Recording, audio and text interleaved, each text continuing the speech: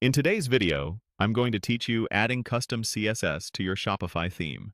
By the end, you'll know how to safely open your theme in the editor, target the right section, add your own CSS, and save your changes with confidence.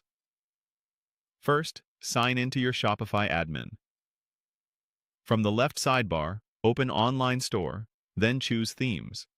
This is where all of your themes live.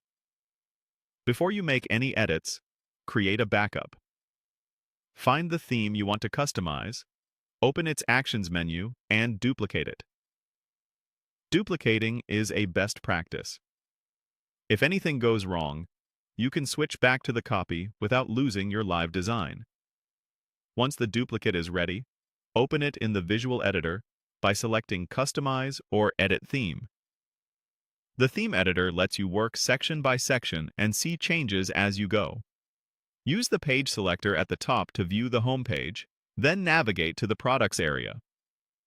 Locate the product list or grid section. Yours may be labeled something like Browse our latest products. Open that section so you can target styles exactly where they appear. Inside the product list, select one of the product cards to reveal its individual settings. Look for the Custom CSS field within the section or block settings. This is where you can write CSS that applies just to this area, which is ideal when you don't want to affect the entire store. Click into the Custom CSS editor. If you see a starter rule for H2, place your cursor inside it.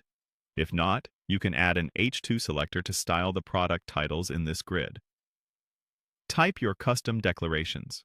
For example, you might adjust color, font weight, letter spacing, or margins. Keep your rules concise and specific so they only affect what you intend. Next, add or select the H3 selector if you need to style a secondary heading, and choose the appropriate value or option shown in the editor. For instance, selecting the first preset if that's what your design calls for.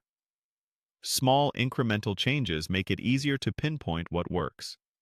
When your adjustments look right in the preview, click Save. Give the editor a moment to apply the update, then scan the section again to confirm headings and spacing match your intent.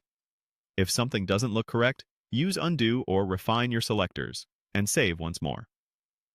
A few quick tips as you wrap up. Custom CSS in a section is scoped, so it won't spill over site-wide. If you need global changes, make them in theme settings or your main style sheet instead.